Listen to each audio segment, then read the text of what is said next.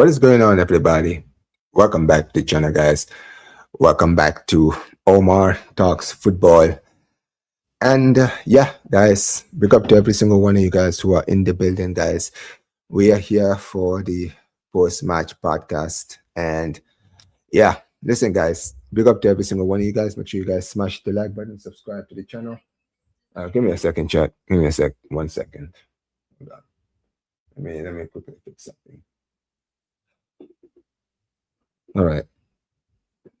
Yeah. Anyway, guys, big up to every single one of you guys who are in the building. Make sure you guys smash the like button, subscribe to the channel, turn on notifications. And yeah, guys, this is the post-match reaction of the Elche versus Barcelona game, guys. It's a post-match podcast, guys, that you all know we're going to be doing now every single match game after the game, guys. And yeah, listen, guys, I didn't get a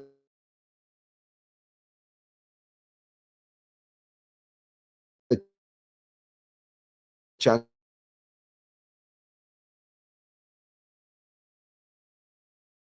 to hear later potentially, but if not, then you just do our own thing, man. It is what it is. I guess it is what it is. But yeah, listen, Barcelona, we got the win, guys. We won the game by 3 goals to 1. And look, man, I'm just gonna say this, okay?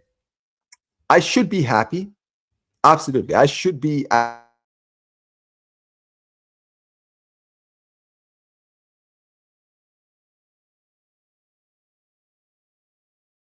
I should say the result, right? At the end of the day, how you win games, it's more of that you actually win. You feel me, right? But in the end of the day, guys, I am not happy. I am not happy, bro. I'm very, very pissed about what I just saw. The game wasn't good enough. The performance wasn't good enough, right? Dude, we won this game 3-1. How is it possible, guys, that we won this game 3-1 and I'm still pissed? It's true, bro.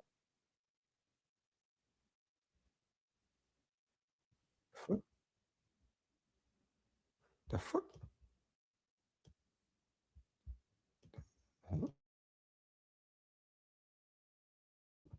Why am I hearing myself? What is going on? Hold on, chat. Dude, what is going on with my... Oh, the shit. Now, I don't know what just happened there, but for some reason, I could hear myself speak. I'm like, yo, what's going on? Sorry about that, guys. StreamYard be moving so much sometimes, man. I fucking hate it, man.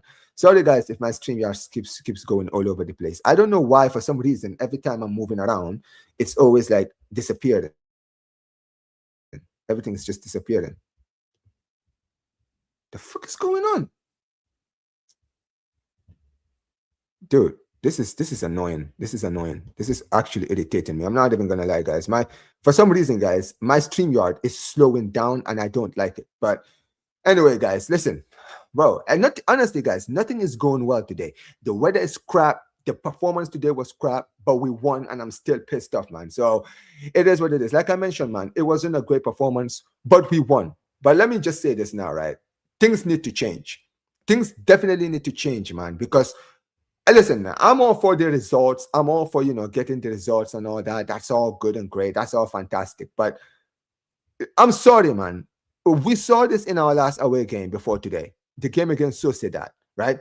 We went out there, right? We created so many chances. And listen, I honestly think we were really unlucky. I don't think we were even like missing sitters like today, right? In that game, I kind of look at it and I was like, well, listen, at the end of the day, we performed well. And Real Sociedad, they turned up. They really defended. The goalkeeper was incredible in that game. And, they got exactly what we deserved. I'm sorry. Today, I'm not giving these guys that grace. Today, they don't get that grace, man. Today, Ida Sarabia, he played into our hands. And I was alluding to this on my preview podcast yesterday, right? And I said, if they set up like this, right, if they try to go gung-ho against us, they're going to get absolutely cooked. And they should have gotten absolutely cooked, man. They should have gotten absolutely ripped to shreds. But, bro,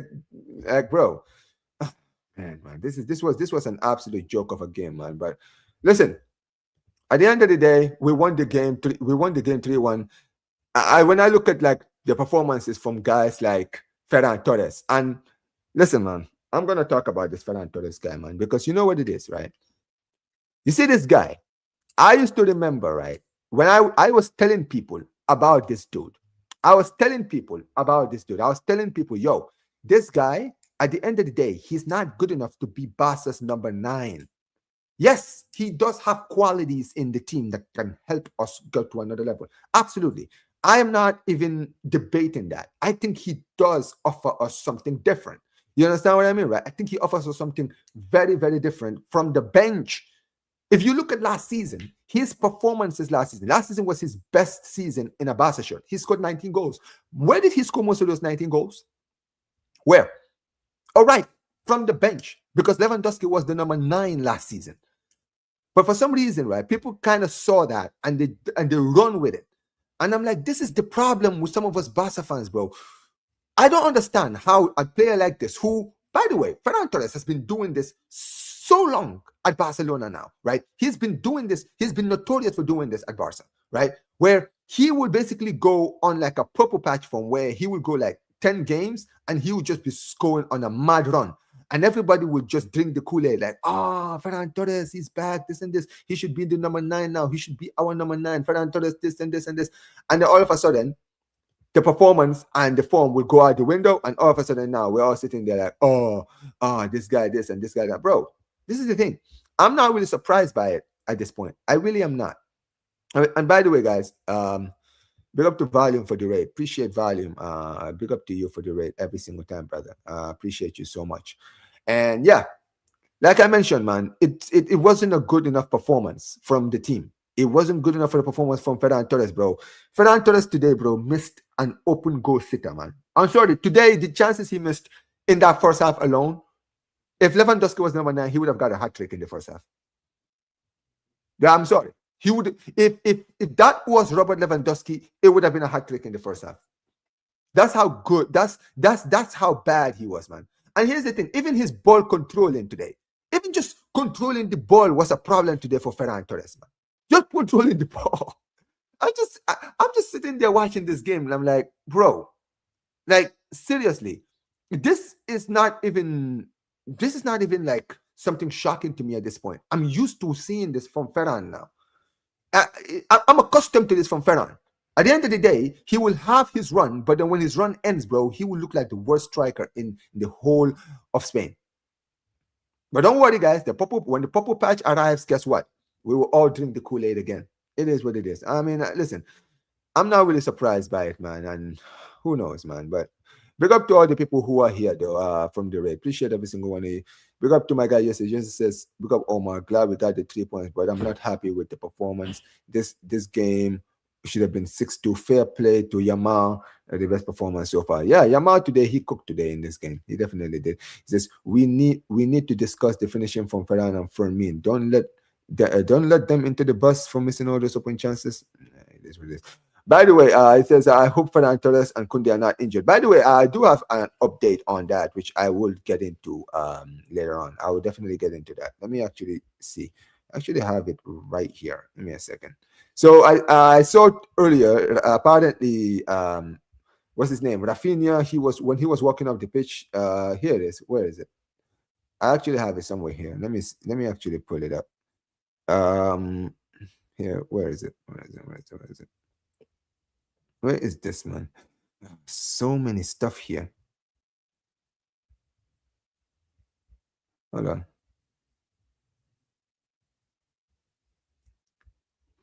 So yeah, they asked. So here it is. So they asked Koundé. This is Koundé after the game. So they did ask him why he was leaving the stadium, and he basically said he was good. And I'm hoping that he is not bullshitting.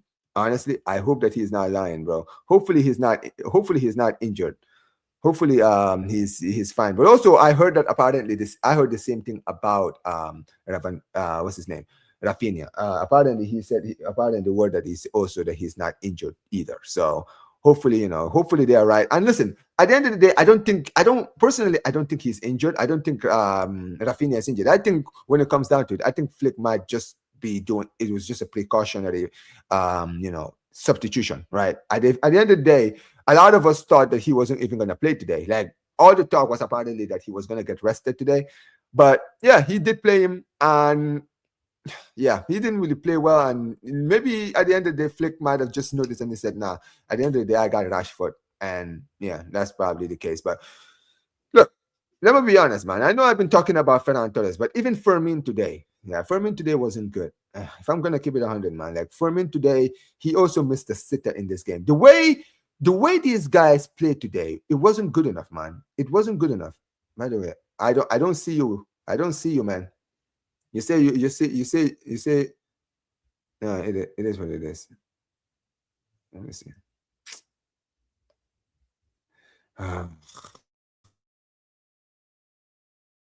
This has been, but yeah, the fuck is, guys, I'm not gonna lie, StreamYard is pissing me off, man. The way this thing keeps going up and down, I'm not liking it. But yeah, it says if Kunde gets injured, Cancelo will be the right back. Yeah, but yeah, it is what it is. Big up to my guy here. Says Hala Madrid. Hala Madrid. I can't believe I even said that. Why didn't Cancelo, bro? That's one of the things I don't understand, because the whole talk was that apparently he was going to start today, but yeah, he didn't start. Kunde started, and then Kunde got injured. But then they're saying Kunde is not injured. Is basically, current. Apparently, you just saw right now. They just said that he is not injured. He's actually fine, and hopefully that is true. Hopefully that is true. I'm hoping that's the case. Jesus Christ, man. I can't even fucking, I don't know what's going on. I can't, my for some reason, guys, you guys notice my thing is flickering. I don't know if it's my internet or my StreamYard, but yeah, something needs to stop, man. Since this game, we should have won it by at least 10 to 8 goals. Honestly, I was kind of annoyed, but I'll take the win and move on. At least we got the 3 points. We're still going, for sure. This is we got the volume for the like I mentioned. It says Yamal looked frustrated that we weren't clinical. Did you guys see his reaction after the second goal? Right, when like the goal by Rashford, you could see after he scored, he didn't even celebrate. He was just like, well, thank God. Like that's how he looked. He looked more relieved than happy, and I don't blame him. Bro. It wasn't good enough, man. It wasn't good enough, and we really need to see some changes. I mean, first of all, when I look at when you look at the lineup, right? When you look at how we set up today with the lineup, it wasn't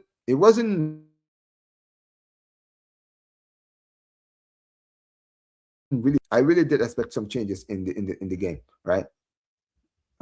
Hold on.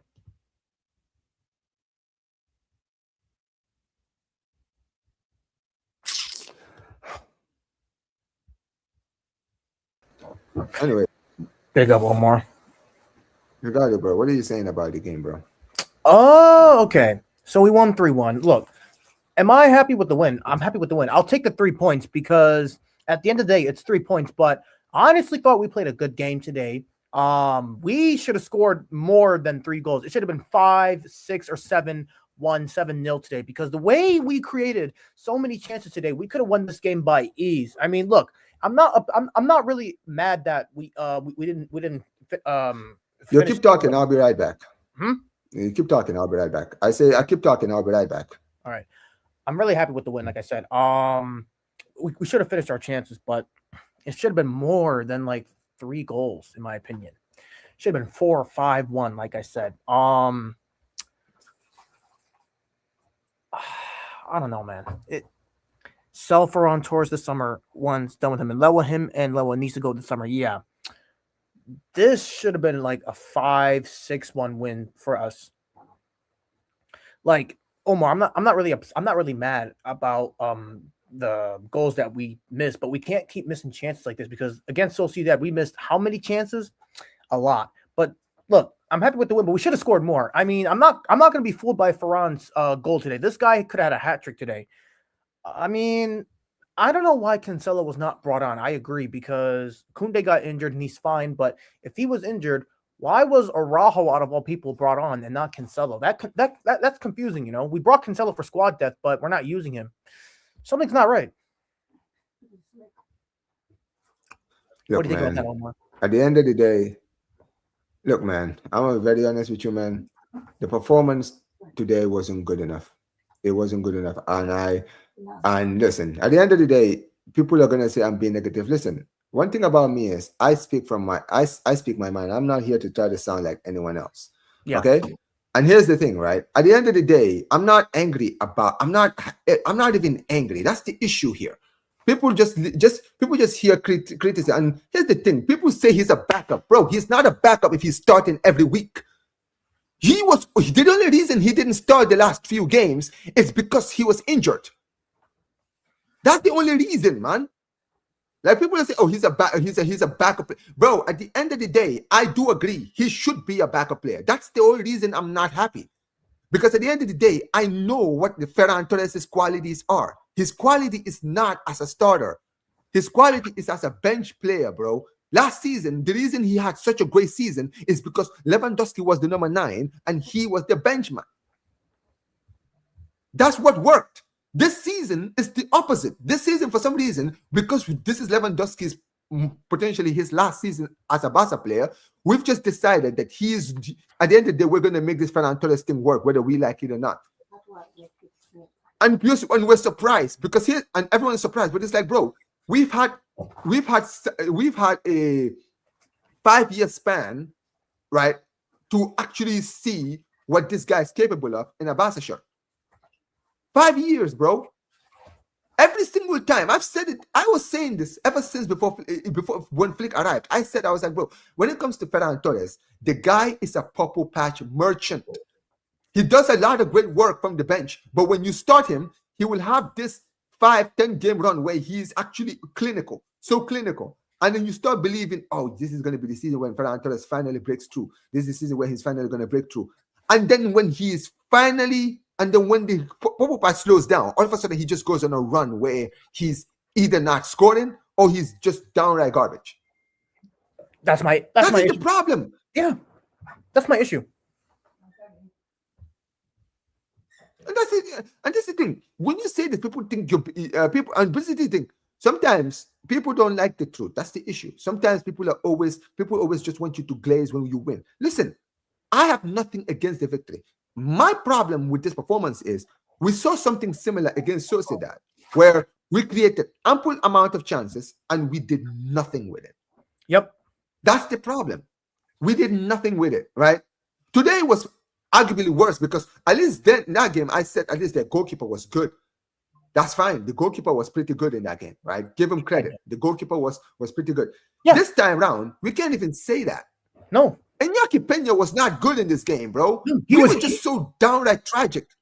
I mean, it's just ridiculous how many chances we kept missing, Omar. And I'm tired of it. Like, listen, I don't hate or love Ferran, but like this guy is a hit and miss. Like, how many more? I don't know why Hansi Flick decided to start him today. I mean, could he have started Look, is Rashford at striker not a bad idea? I mean, I don't know if that would work, but still. How many more chances is Ferran going to keep missing? I'm tired of it. I am tired. Man. Hey, listen. At the end of the day, bro, when you say these things, you're being negative, apparently. Mm-hmm. That's the problem. Yeah. Right. Yep. And this is the thing, right? Like, listen, man. Let me be clear here. I am not angry about this performance, bro. At the end of the day, I would take a win like this for sure. But and also, here's the thing, right? I can also give credit where credit is due. Yep. Here's the thing. I know I've been calling out Ferran, but when you look at even other players like Yamal today, I'm not going to lie, bro. This whole year, Yamal, I have to give him all of the credit in the world. Oh, the yeah. guy has been cooking. And today's game, he was the only attacker that was really doing anything. Honestly, if he didn't have Yamal today in attack, I wouldn't even be surprised if we lost this game with how bad our attack was. I wouldn't even be surprised if we tied this game too, Omar, because remember, we haven't lost to Elche since 1974. It's been that long. And if I'm going to be super duper honest, remember when we didn't have remember when Flick was suspended in like the last next La Liga games and we didn't have Yamal for like a few games, we started dropping points? Yeah, that tells you everything. But honestly, wins like this is what can secure you the title. But if you keep missing chances in the next few games, it could cost you. Now, my issue is The board said we didn't need a striker. Oh my goodness. Guys. If you guys want to know how one-sided this game was, I'm gonna be very honest. This You know is it. what? I'm so done. Look, Bro. th-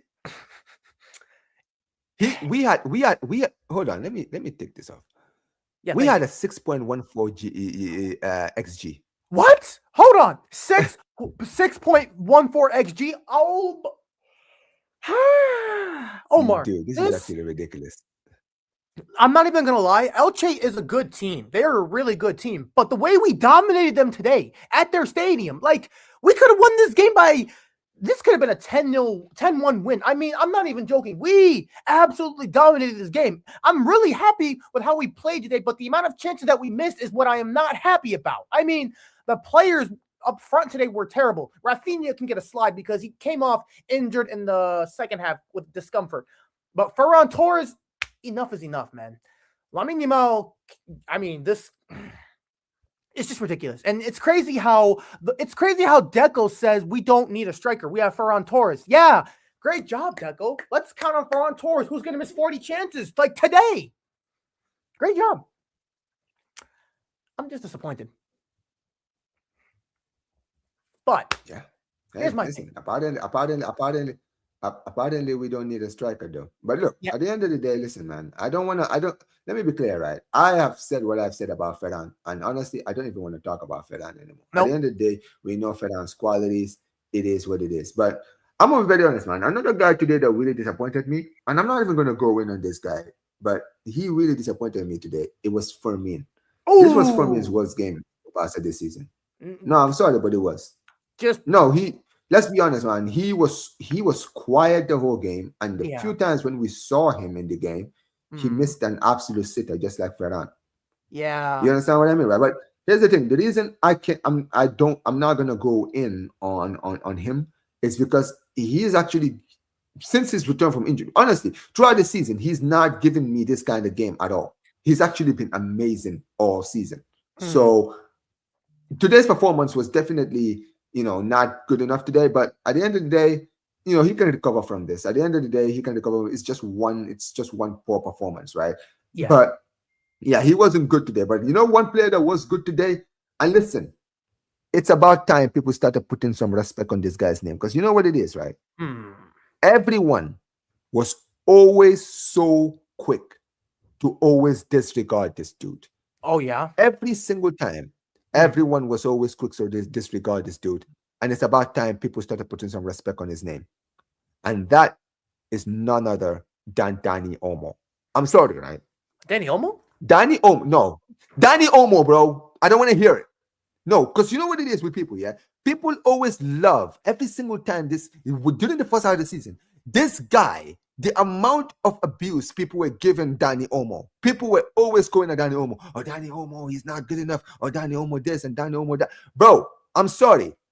Dani Olmo, since his return from injury, has arguably been our second best player, only behind Yamal and Rafinha, maybe.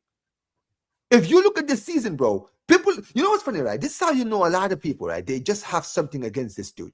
When he had that poor game against Sociedad, in that game against Sociedad, when he wasn't good enough, bro, the way people were going off on him on that one game, and I'm like, bro, what about all the other games he's been playing since his return from injury, when he has actually been playing well?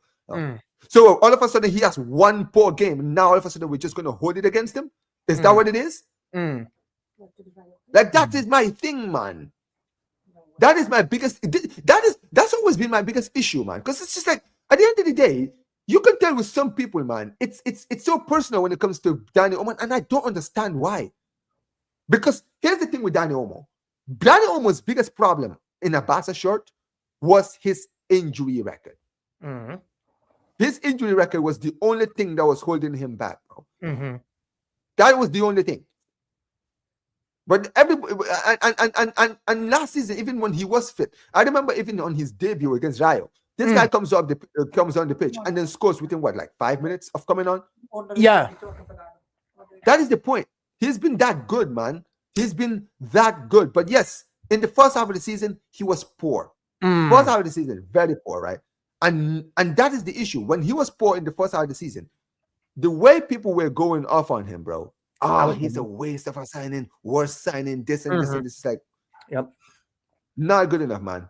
Not good enough. And even today, he was pretty good, bro. The first goal, the Yamal goal. Look at the pass. Look at the pass. He did the same pass against Copenhagen for the assist for Yamal. You know what? Actually, Like, bro, Omar, you're right, because I agree. I've been I'm one of those fans that was critical on Danny Olmo, but I'll be real. Today was actually I thought Danny Olmo was actually pretty good. I mean, the pass he made to the opener for Lamine Yamal was brilliant. I mean, the same pass he made against Copenhagen where he cut that defense open, brilliant. So yeah, I got to give Danny Olmo my flowers. You know, I have to give him my flowers. No, listen. At the end of the day, for me, he definitely deserves the flowers because he definitely played well. And yeah, for me, but let's actually talk about, like, for me, when it comes to the Rafinha talk. Now, I saw something this morning. I'm sorry, like literally before I went live. I'm sorry, before I went live, right?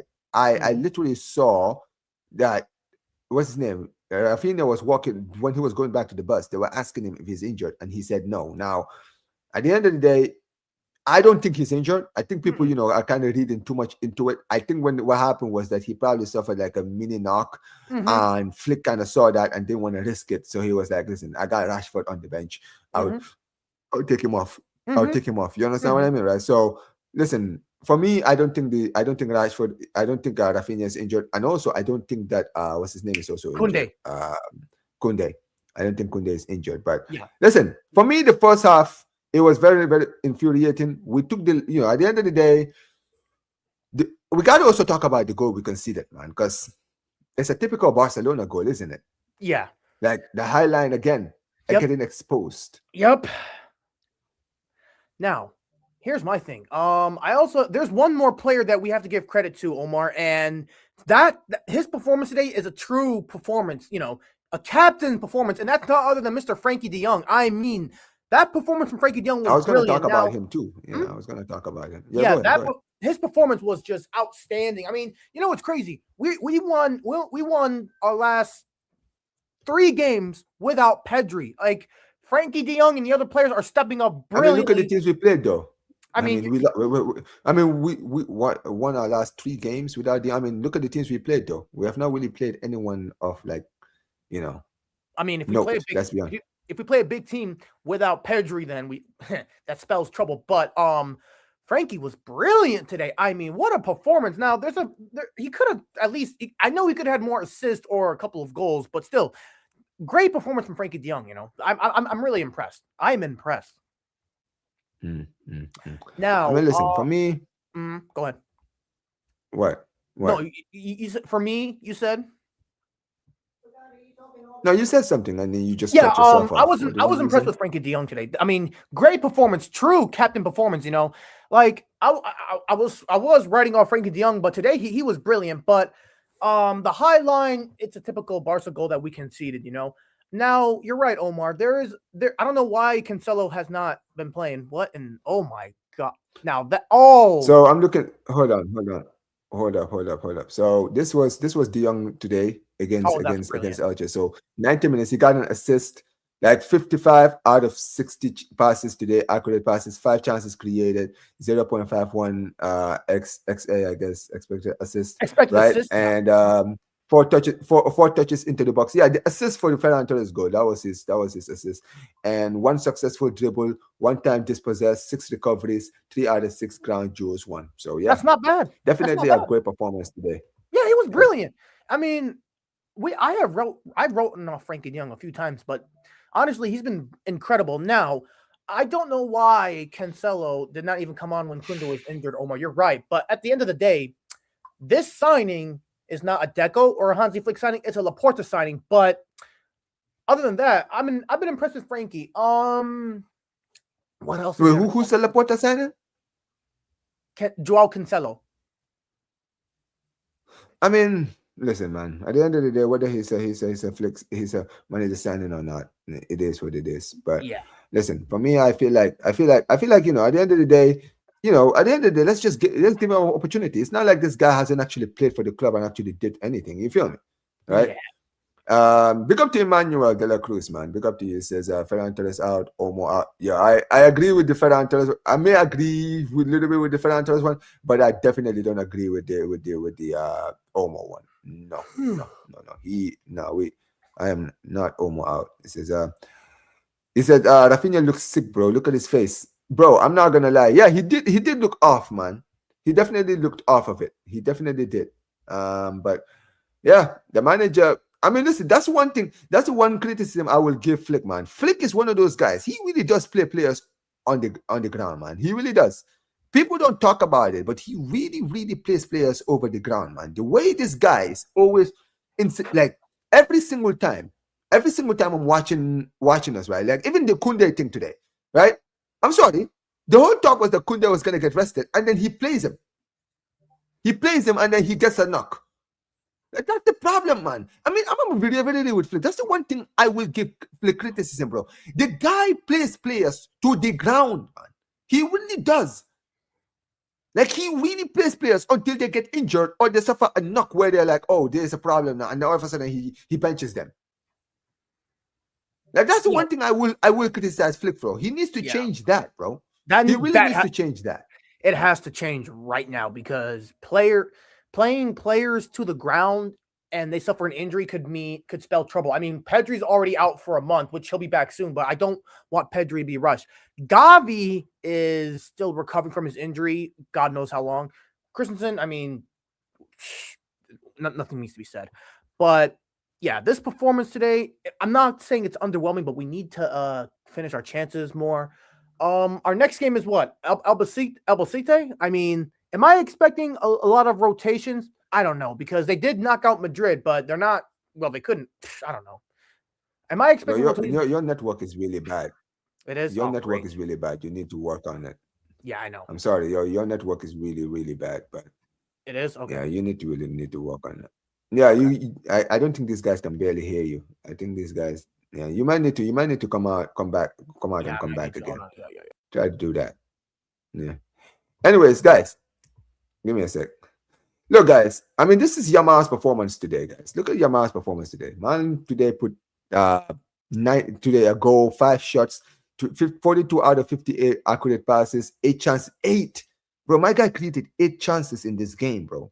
8 chances, right? 1.6 xG, 0.99 XA, basically expected goals and assists, 21 touches in the box, 4 out of 7 duels won, one time dispossessed, 6 recoveries. So he has the same amount of recoveries as what's his name? As De Jong, which is actually insane when you think about it. Like, bro, the guy had that is actually insane when you think about it. Like, the amount of times he's actually he actually made recoveries today. I mean, that's the kind of performance he had today. He was actually pretty good, man. I have to give it to Lamine Yamal, man. Listen, Lamine Yamal has been cooking, man. He's definitely been cooking. And I'm going to read some of the stuff that some of the players and the manager were saying to actually see, what they were saying. But yeah, Frankie de Jong, this is what he said after the game. They asked him, he said, after the match, he said, we had a great game. Every player stepped up and showed quality. Bro, I'm going to be very honest, man. I don't know what you're talking about. The only thing that was great today about today's performance was the result. The result was the only thing today in the game that was the best thing. The performance today, it was frustrating. It wasn't even terrible. It was just frustrating. That's what it was, right? And it definitely needs to improve. We definitely need to see some improvement in this team, right? Performance-wise, right? And also take the chances, man, because our best quality is our attack. It's not our defense. Our defense is our Achilles heel. So yeah. They also asked him about the gameplay. He says, I enjoy open games because we have more space and having to control and having control is good as well. At the end of the day, if we win, I'm happy with the match. Here's the thing, guys, right? Let me actually say this. I'm not gonna lie to you, right? Obviously, if you guys remember Eder Sarabia, he was the manager, he was the assistant to Kike Setien, right? And if you all remember Kike Setien, the last time we saw this guy manage, right? The last time we saw this guy manage was Barcelona versus Bayern Munich after they lost 8-2. After we lost 8-2 to Bayern, this guy was never hired again. And let's be real, man. The way Eder Sarabia plays, you can tell he definitely learned everything from Kike Setien, bro. Because I'm gonna be very honest with you, man. I have not seen a team play the way they played against us. No team has ever played like that against us. No one. Right? This season. Even Madrid don't even play that, bro. Madrid play low blocks and try to hit us on the counter. These guys didn't even try that. These guys, they were playing high lines against Barca. I'm like, bro, this is why I got so infuriated, because, dude, the amount of chances we created today is mainly because of the way they're set up. These guys they were brave. And that was the thing. And I'm like, bro, and at the end of the day, this is not how you want to play against Barca. Bro, one thing about Barca is you don't ever want to play us man for man. You don't want to ever play us like this, bro. You're gonna get absolutely ripped to shreds if you do. You're gonna get ripped to shreds, man. It's not, at the end of the day, bro. That's the way the cookie crumbles, man. Don't ever. But hey, I have to give credit to Eder Sarabia, but yeah, sometimes it works, sometimes it doesn't. And so far this year, it's not worked for him, because if you actually look at them this season, right, dude, they've not really been good this year. I think they haven't even won a game this year yet. I don't think they've even won a game this year. Let me actually check. Let me actually do my checking here. Give me a moment. Let me actually check this. 3-1. Okay, so Elche's form coming into this game. So, dude, my internet is moving very slow. Give me a second. All right, so there we go, guys. I mean, there, see, they haven't won a game, guys. Like, if you look at it, right, the last time they actually won a game was against Rayo Vallecano, which they won heavily. They won by 4. They won by 4-0. But really, apart from that, look at this, right? So they lost to Villarreal, they drew against Valencia, they lost to Betis away, and they drew against Sevilla. So yeah, they have not been good at all this season. And I think maybe the problem might be that at the end of the day, Eder Sarabia, he's trying to play gung-ho against teams. And the problem is, if you look at the team that he has, they're a promoted team. Like, respectfully, bro, you don't really have the players. You don't really have the players for that kind of style. You understand what I mean? Like, you don't have the players for that kind of style, man. Like, you're going to get absolutely ripped to shreds against teams. I mean, I would say this. It did work against Real Madrid. They did get a draw. And let's be honest, they were very unlucky. They should have probably won that game. But yeah, at the end of the day, they need to be very, very careful with the way they're playing, especially the fact that they haven't won a game this season so far, right? It is what it is. But yeah, going back to De Jong, this is what De Jong said after, when they asked him about the Elche game. He says, most teams defend deep against us, but Elche were courageous and like to play. I think that makes the game more entertaining for the fans. I mean, hey, listen, man, I feel like he's trying to sound politically correct, but hey, listen, man, let's be honest. Let's be real. We wanted these guys to play football against us. That's what we wanted, right? We wanted them to play football against us, and yeah, at the end of the day, we won. But that's where the frustrations, kind of gets me, to be honest. But yeah, I mean, listen, this is another thing that he did mention about. I mean, look at this right here. The fact that he says the fact that we had 30 shots and 3 goals. He says, I see something positive because we have players who are clinical, but some games chances won't go in. But what matters the most is creating them.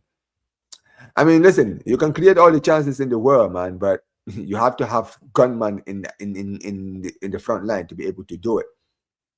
That's the facts. That's just the facts, man. That is the thing. At the end of the day, it's all well and good having all of these chances, but dude, put them away. Convert the chances. That's what we want to see. And this is why, right, I will always lay it on Ferran Torres, because at the end of the day, we created the chances, but it was just one of those games. And Ferran Torres has these games most of the time. That's the thing. But at the end of the day, it is what it is, man. And we definitely need to see some improvement. He says, this is who they want to replace Lewandowski. I mean, to be fair, I don't think a lot of fans want to see Ferran Torres be the number 9 next season. I don't think a lot of the fans want to see Lamine Yamal. They want to see him be the number 9. I think a lot of people, they're kind of in this kind of mindset of, Well, if we Lewandowski leaves, if we sign 2 defenders or we sign 3 defenders, and that means if we don't sign a striker, then we'll take it. Yeah, but here's the problem, man. There's other players that can play in the attack that would do a better job than Ferran Torres. When I look at Ferran Torres, man, I'm just like, for me, the only value he has at Barca is as a bench player. That's really it. That's really it. Yeah. Man says, yeah, I actually read your super chat already, Emmanuel. I already read it. I don't know if you were here when I did. Man says, lucky win. Hey, listen, man. Listen, at the end of the day, it could be a lucky win, but it could be a win that could doom you guys tomorrow if you guys don't win. So, yeah, I don't know what you're talking about. Elche play a high line too. And this is the thing. The high line worked when they played you guys. Because let's be real, man. You guys were very lucky to even leave that stadium with anything in that game. It says, yeah, smash the likes. Big up to my guy, man. Make sure you guys smash the likes. How many likes are we on right now? Let me actually check. Make sure you guys keep smashing the likes. Big up to all the people who are here. And big up to all the people that raided, man. Big up to the guy to Volume who raided me earlier, man. Appreciate you for the raid. And listen, guys, we're over 137 people in here and we're only on 24 likes. That is not good enough. That is Ferran Torres levels of conversion, man. That is Ferran Torres levels of conversion. That is not good enough. Improve on it, man. Come on, man. You frauds. Says, tell Frankie de Jong to perform like this in Europe and we'll be tell Ferran Torres to perform like this in Europe. Been here for a while. Hey. I mean, to be fair, you know what it is with de Jong? He is hit and miss, isn't he? He says, I can hear him clearly. Okay. Well, I'll bring him back in. Just as a Barca fan and as a Lamine Yamal, as a Barca fan and as a Lamine Yamal, my favorite player is Rafinha. He's fine. Yeah, big up to Lamine, man. Omar, imagine Harry Kane played in this game. Yo, listen, man, that golden listen, man, this season, I'm telling you, man, if we had him, bro, we would have been challenging. He would have been alongside Mbappe for the golden boot. 100%. 100%. But yeah. Anyways, let's keep seeing what he's saying there. Let's actually see what the manager actually said in this game after the game. Now, this is what he said. He said, it was a strong overall performance. Several players stood out, especially Frankie de Jong and Lamine Yamal. I agree. He says, I'm particularly pleased with Yamal's work rate. He distributed defensively as well in attack. We controlled the game. We played with intensity, and I'm proud of the team's complete display. Now, this I actually agree with. At the end of the day, the performance was great, but it was frustrating because of the attackers. But the performance wasn't bad, right? And shouting out guys like de Jong and Lamine Yamal is definitely warranted because they definitely did a lot of the good work today. A lot of the great work in this team today was done today by those two, right? And shout outs to also Omo. He wasn't amazing, but he performed for sure. Big up to my guy Yusuf. Just says, Omar, why is Kobashi playing 90 minutes every game? He's not been great, if I'm going to be honest, because he's the golden boy.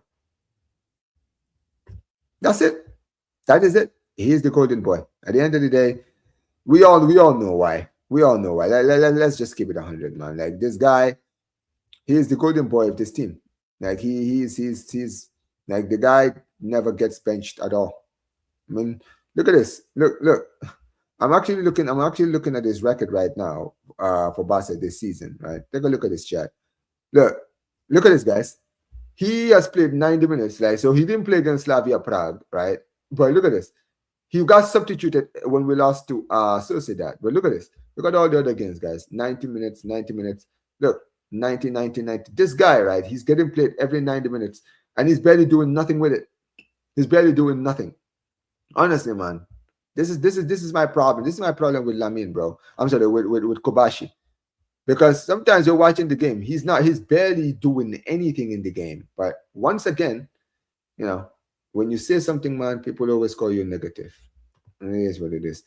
Anyways, let's actually continue with what Flick said. Because Flick, so basically, they asked Flick about the condition of the players because, Rafinha and Koundé both came off. And he said from the start, we decided Rafinha would come off at the second half, maybe halftime, but we were thinking around 60 minutes.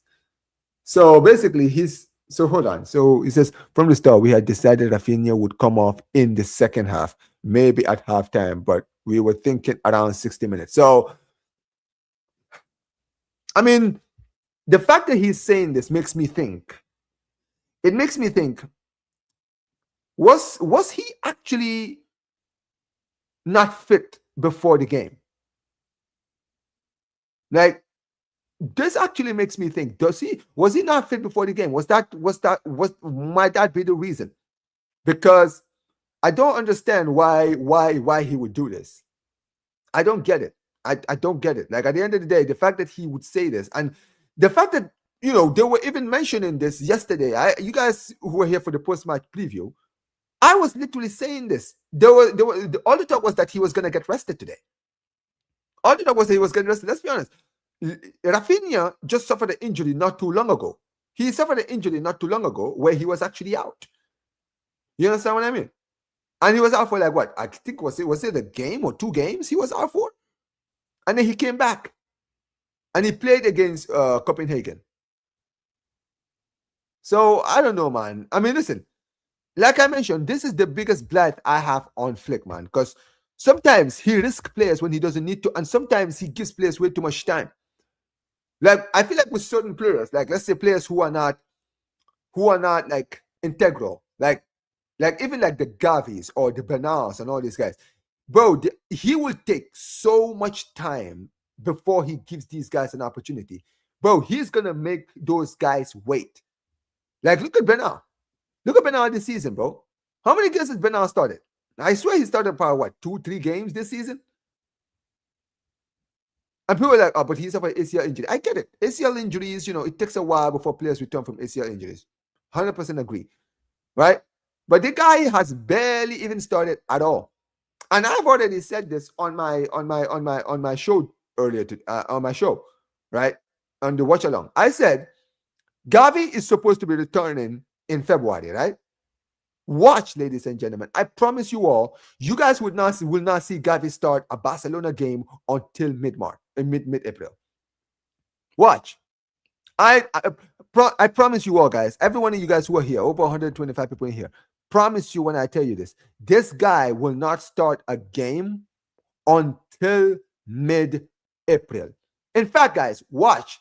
For the rest of this month, for the rest of the month of February, we're not going to see Gavi. We might see him on the bench, but we are not going to see Gavi play a game from Barcelona until early March. And he's going to be playing from the bench every game. Bench, all the way to April. And then if he can go the whole April and not get any injuries, that is when he's finally going to get an opportunity. That's it.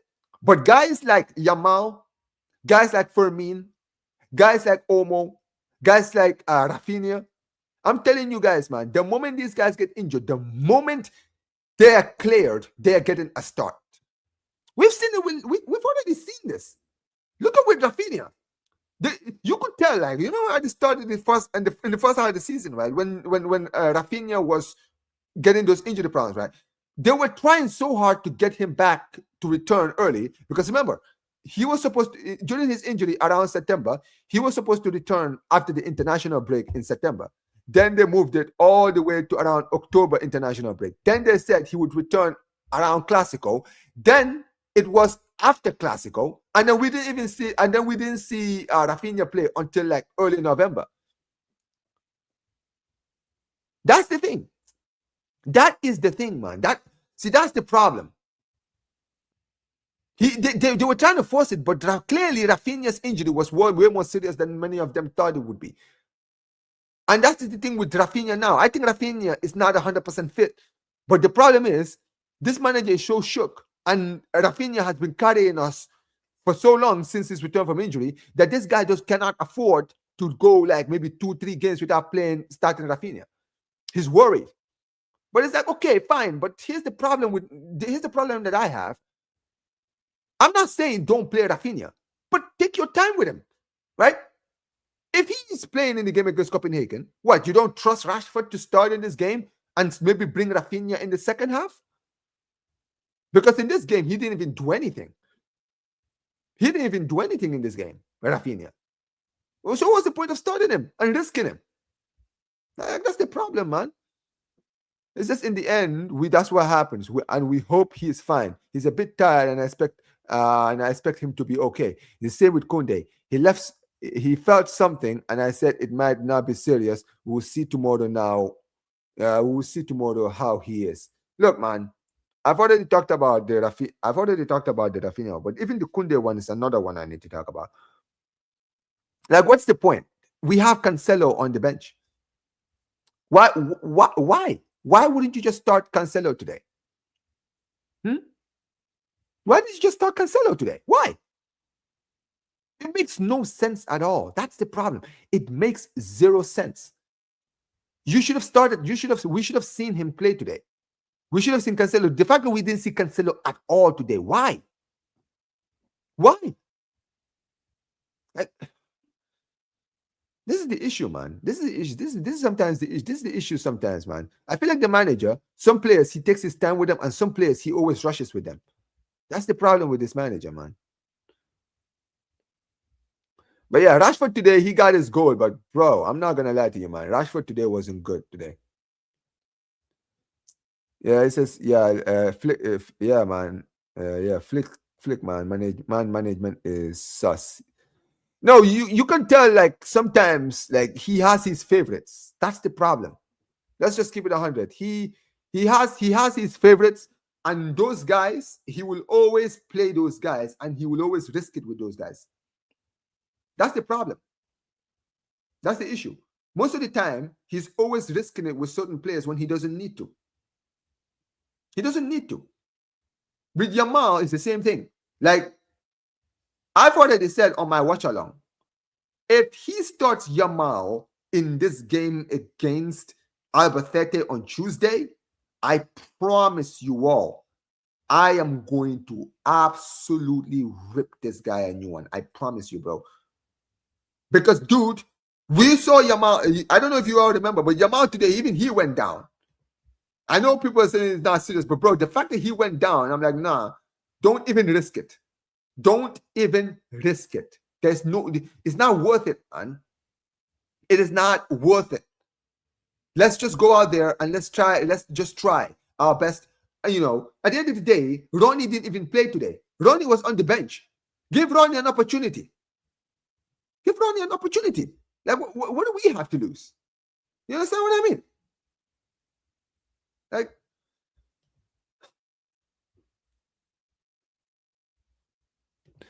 he says, I feel he's risking players. He risks players a tad. Yeah, he risks the main men. The main players, he's always risking them. That's the issue, man. That's like I mentioned, the biggest blotch in Flick's time as a manager, right? For some reason, the players he doesn't really rate. When they get injured, he doesn't give. He really takes his time with them, right? You've seen it with Bernal. We've seen it with a lot of players. But the players that are his favorites, like even today, like a lot of you guys we've all been going off on Ferran Torres, but also one of the people in the chat just mentioned Ferran Torres is returning from injury. Ferran Torres is just returning from injury. Why is he starting every game? Why is he starting, bro, when he's just returned from injury? It's because he is the manager's number 9. That's it. It's because he's the manager's number 9. That's the reason why he started. Because he shouldn't be starting. He shouldn't be starting. He should be on the bench. He should be on the bench. Honestly, he should have been on the bench and started against Albacete. That's the game. That's the game that I would have started Ferran. But the problem is, like I mentioned, Flick wants him to be the number 9. So if he comes back from injury, the moment he returns, that was it. And I was saying this, and I even said in my post, I was like, bro, for some reason, I don't know, man. I just feel like this manager, man, knowing this manager, he'll probably start him. And yeah, long behold, I was correct. Oh, my breakup. It says, oh, my breakup. I am going to be honest. I know he's a good manager, but managers are good and show signs of arrogance, which will lead them leaving the club. I feel like he's not going to be here for long. Listen, let's be real. When it comes to Flick, I don't expect Flick to be a long-term manager. I don't think any Barca fan really expects him to be a long-term manager, right? At the end of the day, I think a lot of us just expect him to just be, maybe. I mean, listen, most of the talk that we were saying was that this season might be his last season. But if this season is not his last season, I think next season will definitely be his last. Alhamdulillah. Right? So, yeah, it is what it is. I mean, listen, hold up. Yeah. This is another thing that Flick said today. When they were asking him about, I guess, Omar and Fermin, right? This is what he kind of alluded. He says the match with both for Danny Omar and Fermin on the pitch, the performance. Basically, he said this is quality of both players. They have the freedom of movement and combine very well. They are a little bit different and can play together with the ball. They with the ball, they have a lot of dynamism. I mean, I do agree. I don't even necessarily even disagree with that. I actually think he's 100% right with that point. I think that when you look at Fermin and Danny, right, even though, yes, they're both 10s, right? That's what they are. They're both 10s. They're both different kinds of 10s, right? So I think when you look at Fermin is a more attacking-minded number 10. So he likes to go forward. He likes to take shots. Like, he likes to score goals, right? That's the kind of like midfielder he is, right? Whereas with Omo, he almost gets the goal here and there 100%. But you saw today, right? There's a reason I think Flick plays him more deeper than he does Fermin, because he's actually good with his deep line play. He's good with his playmaking, and that's what I would say about Fermin. I don't think Fermin is definitely not a better playmaker than Omo. I think Omo is a way better playmaker, and that's why both of them being on the pitch at the same time works, because at the end of the day, you've got a player in Fermin who plays much deeper, and he's more of a creative midfielder. You understand what I mean? Than Danny Omo. So yeah, that's my thoughts on what Flick said here. It says starting Yamal on Tuesday would be criminal. He better not, man. He better not. Omar, they need to get rid of Ferran. Hey, we have a vendetta apparently. Omar, don't disrespect our coach. He's the best. He's the best for us. Please let him rule our Barca for 7 or more seasons. He will provide the best result. Okay. He says best result. Okay. Last season. I mean, listen. I'm not Flick out. I think you guys have it all wrong. I am not Flick out. I am not against the manager, right? I'm just saying at the end of the day, I just don't see him being here for long. And that's not me. That's not what I want. I just think that's more on him. I think even with him, I don't think even he sees himself like being a long-term manager in this club. You understand what I mean? So yeah, I think he just wants to be here, kind of, do his thing for a little bit and then maybe leave. You understand what I mean? And sometimes you know what it is. Sometimes also you don't want to overstay your welcome. That's really it. You understand what I mean, right? Sometimes you don't want to overstay your welcome. So yeah, at the end of the day, I feel like when it comes to the manager, that's really it, right? He doesn't really want to overstay his welcome. So yeah, I think he'll probably leave either this season or next season. I don't think I mean, at the first half of the season, I was thinking that maybe this would be his last season, but I think he might stay for another season. I think next season might be his last season. And listen, I'm very honest, man. I don't ever want to get to a point where I don't like managers staying long enough to for the fans to finally turn on them. Sometimes it's good to stay while it's good to leave while things are great. You know what I mean? That's really it. But yeah, it says, Omar, do you think he would still have been arrogant if Barcelona wasn't wasting money issues and was able to get him all the players he really needed? No, I think so too. Listen, like I mentioned, I understand this. I am not against the manager. I'm not against the manager's style of football or what he's doing. I'm not against it. I think it's pretty good. At the end of the day, I just think sometimes, bro, the risk is sometimes not worth it if you know how important the player is. So like I just mentioned Rafinha. If Rafinha gets an injury that takes him out for the rest of the season, that is a bigger loss than him not playing today and withdraw points. Now think about that for 1 second, Shah, right? The point is, if Yamal or Rafinha, if we lose one of those two players for the rest of the season, that's our season cooked. That's it. Hey, yo, big up to Barca boy in the chat. Barca, Hafed, big up to you, man. Listen, we're definitely going to run the podcast on Monday because the performance wasn't great, but the result is the result. But the point that I'm stating still stands. When it comes to the manager, I feel like sometimes there are certain risks that are just too dangerous. And one of those is when you are trying so hard to, do this thing where you're like, oh, this player is back. Let's just get him straight into the lineup. Like, sometimes, man, the risk is not worth it. And when it comes to Rafinha or Lamine Yamal, if we lose one of these two players for the rest of the season, that's our season over. I want you to understand the predicament that could cause. That is why, for me, I am very cautious. That's why I'm like, sometimes, man, especially with Rafinha today, if he wasn't feeling well, or he was not, or he's had a knock, or he's just returned from a knock, don't risk it. We have players like Rashford who are not as great as Rafinha, but they do a job. And also, let's be clear here. I'm not even saying don't play Rafinha at all. Play him on the bench. Or if you're going to start him, take him off like you did today at halftime. But don't risk it. And the same thing applies with Yamal. I don't want to see Yamal at all in the game against Albacete. Because, bro, I'm sorry. I know Albacete beat Real Madrid. I know they beat Real Madrid. But, brother, there's absolutely no way in hell anybody in this chat is going to tell me, right, that without Lamine Yamal or Rafinha, we don't have a team that can beat Albacete, who are currently 17th or 18th or 19th. They're in the relegation zone in the second division. I'm sorry, man. I'm not hearing this. I'm not hearing it. I know they beat Real Madrid, but so what? So what? So what? I'm supposed to be scared now of a team that's in the relegation because somehow they upset Real Madrid? Bro, just because Real Madrid underestimated them, that's their problem. I'm not underestimating anyone in the Copa del Rey, but I'm trying to explain that if we play to our best, even if we rotate, we're beating Albacete.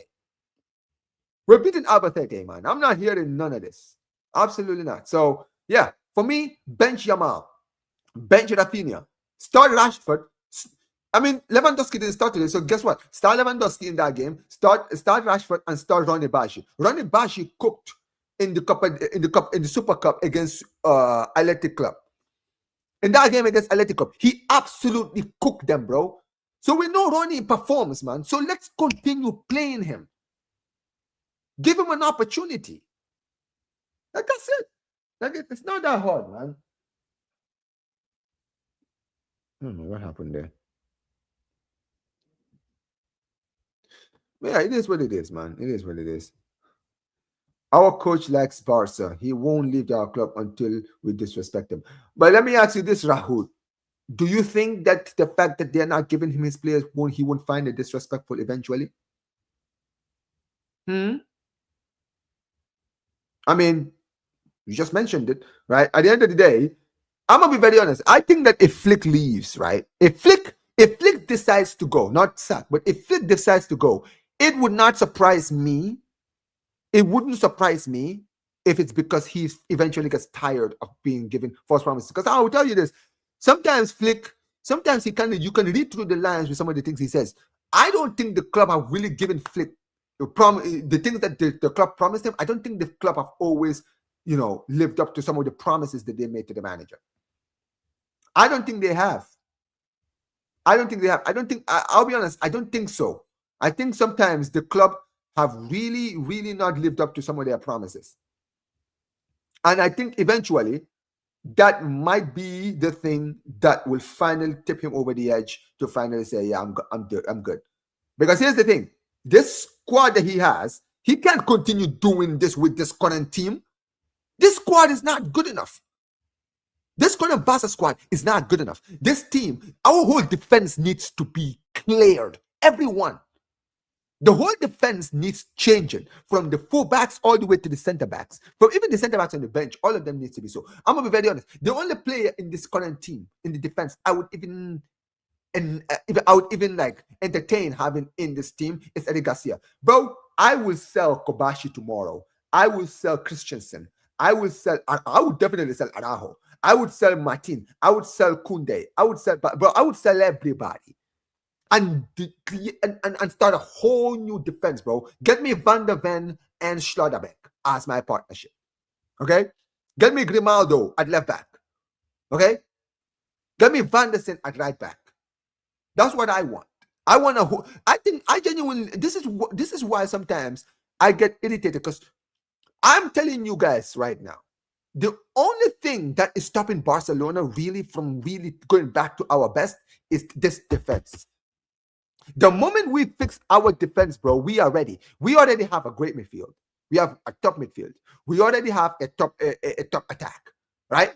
Our defense is literally our Achilles heel in this whole team. The only thing. And the moment that is fixed, we will be ready. We will be ready because we have all the tools already. It is what it is, man. It is what it is. I love how Barca plays. I hope Flick manages for another 5 years. I don't see it, but if he gets backed, and he can go and get the players that he needs, then absolutely, man, keep him around. Because I think, I am not Flick out. I think Flick is a great manager, and I think if you give Flick the players that he wants, we can go to another level, man. We're gonna beat over 30, no question asked. Oh yeah, listen, man. Listen, after the way I cooked the Madridistas after they lost to this team, if we lose to this team, no. I don't even want to think about it. Just thinking about it, no. I'm not even going to think about it. No. Yep, we can beat with ease a second division for sure. I feel if Flick is at the touchline, respect our coach. Let him coach for decades. Don't disrespect him. Okay, buddy. Yo, big up to Kevin, man. Obviously, I can't wish you luck tomorrow. I hope you guys get cooked tomorrow, but get a draw against Rayo Vallecano. But hopefully, listen, man. I don't know if I'm going to watch the game because it's like 8 a.m., bro. I am not waking up at 8 a.m. to watch that game. Sorry. I mean, I might watch the game, but I'm definitely not doing a watch along at 8 a.m. tomorrow. No, I'm good. I'm good on that. Says, congrats on the win. You took care of business, unlike my team against Elche. I mean, yeah. I mean, the way Elche played today is kind of how they played against you, and you guys couldn't handle it. So, yeah, that is true. To be honest, Flick has not been respected and supported enough by the Barca board by failing to sign the right players for Flick. This is why I'm always on Deco's neck, chat. This is why I'm always on Deco's neck. This is why I'm always going in on Deco. People always say, oh, Omar, you always have a problem with Deco and this and this and this. Because this is why. Because like I mentioned, this is why this is why you guys know this. Even in our post-start to last season, when some people in my chat were saying, flick out, I was never flick out. I was one of the people that I still stood on business and said, guys, this is not on Flick. Flick has already shown us what he can do last season. He's shown us if you give him the players he needs, he will give us the trophies that we want. That's the facts. He's already proven it. Man. Like this is why I always go at Deco. I go at the board. I go at some of these guys. Because I'm sorry, man. Look at what since this guy's been manager. Look at the players they've signed for him.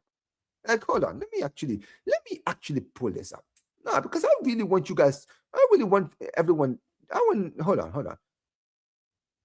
1 second.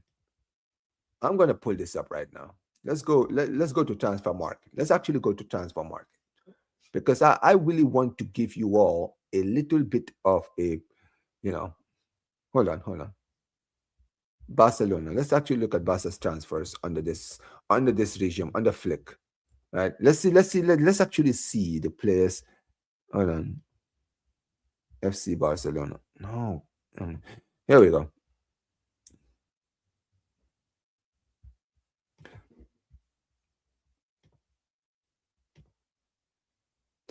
Okay, so hold on. Let me actually pull up this. Okay, so transfers. Okay, so let's see all transfers. Okay, guys, look at the transfers since this man has been here. Look, guys. This season, right?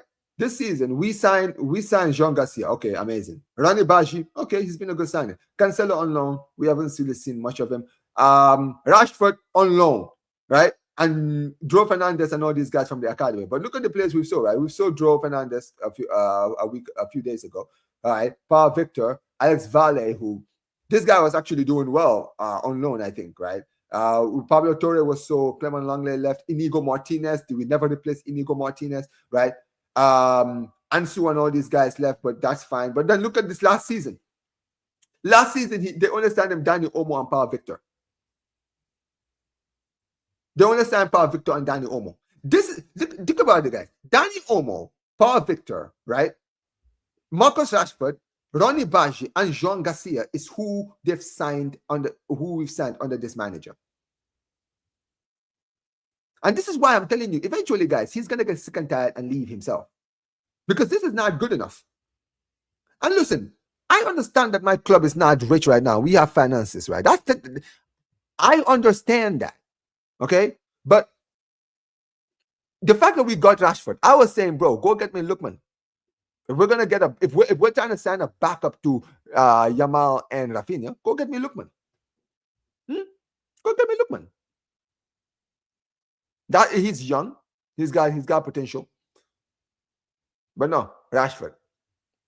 And listen, Rashford has been okay, but that's all he's been. Okay. Like the whole when we all remember the whole Nico Williams saga, how that whole thing just embarrassed us as a football club.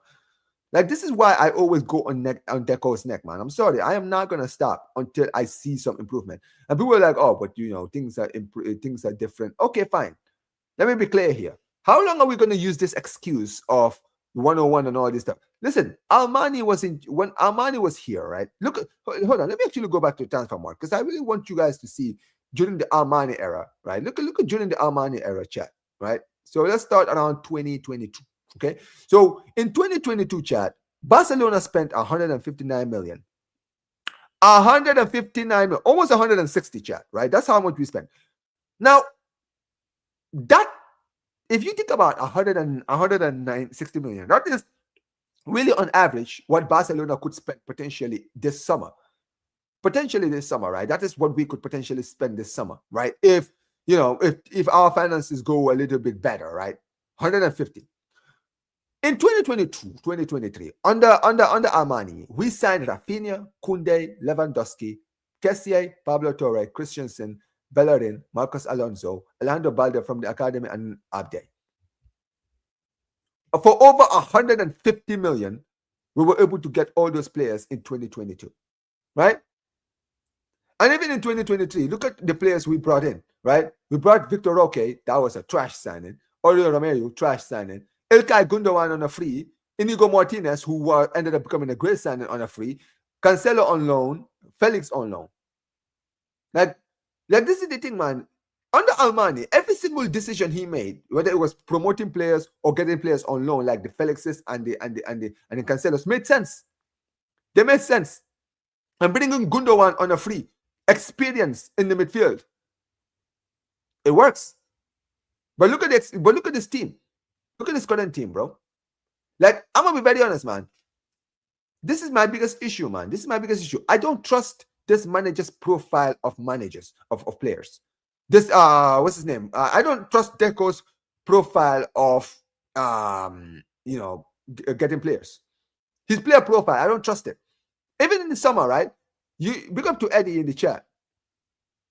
If we had Armani, he would have been trying to sign Harry Kane.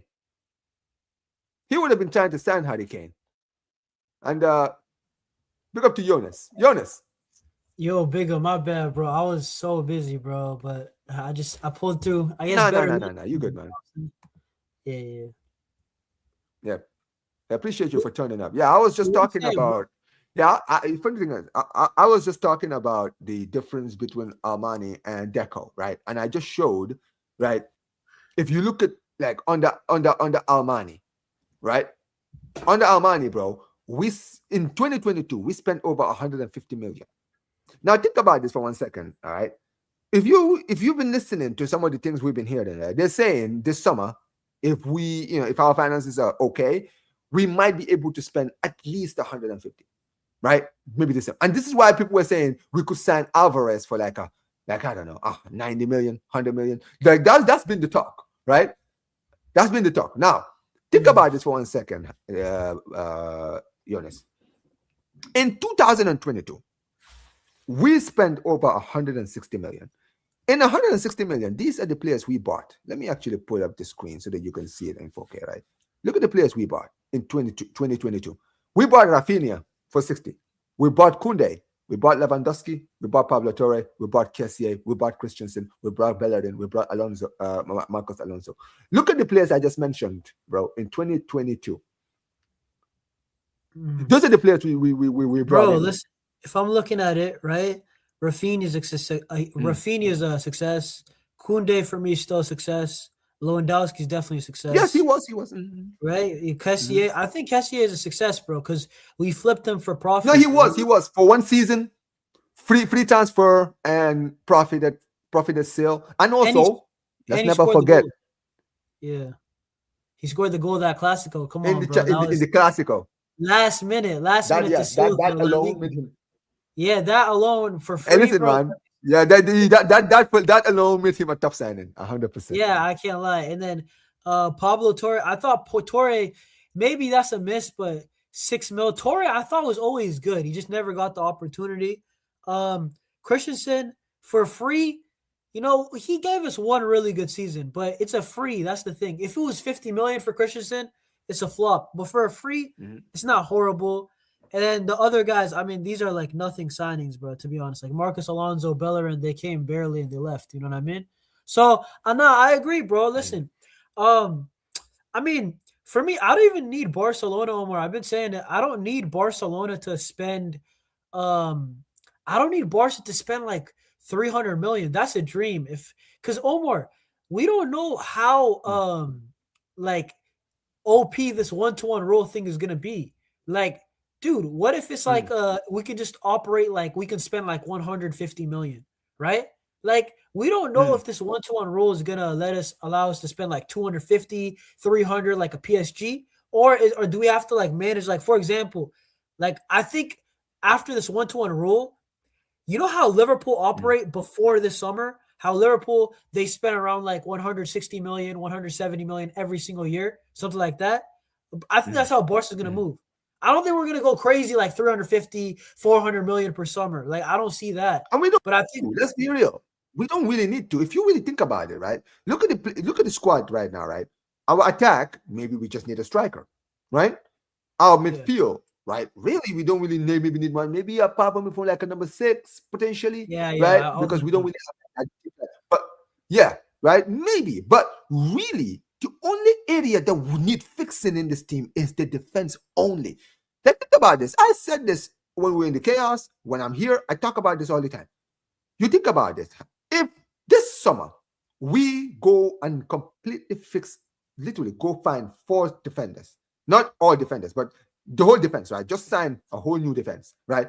Get me a Van der Ven and a Schlotterbeck. Bro, imagine getting Van der Ven and Schlotterbeck. That is basically our defense right there, finished, ready, right? Yeah, no, because I agree. You have 2 ball playing. Yeah, 2 ball playing center backs, because that's what we need. We need ball playing center backs, right? So you have those 2, right? Then you go get me, I don't know, get me a Grimaldo. Grimaldo is an experienced title-winning fullback who is from La Masia. He's already been at the club. He knows the Barcelona system at the top, at the palm of his hand, right? Go get me Grimaldo. And let's be honest, Grimaldo is not going to cost a lot. The guy, 31? I think he's 31. He's going to be cheap. Very We could have cheap. got him on a free, bro. Like I think a season and a half ago. I know, man. That was a balls up. That was really a balls up. We should have. And then he went to Leverkusen, and then he pounced on it. balled out Leverkusen, bro. Like we could have got him for free, and then we said, "Nah, bro, that's crazy, bro." Like, Bro, we were getting guys like Marcus Alonso and Bellerin on a free. I'm like, bro, how this are we what getting happens. those guys? And Omar, I ain't gonna lie. This is what happens when we spend all our time looking at Nico Williams, bro. I can't lie, bro. Dude, listen, like, bro, you just let like solid deals fly. But nah, bro, you know what? I don't even listen. I'm not gonna even be so harsh with Laporta or Deco this summer. Omar, I just want them to fix the holes. I said, like, bro, like, Omar, let's just say the club, let's just say worst case scenario, the club only has like 120 to spend. Like, what are you doing with the 120? You can't. I don't think you can get a striker, sadly, because if you get the striker, that's legit your whole budget. So I said, yes, let's say worst case scenario, we get 120. Just work on the defense, bro.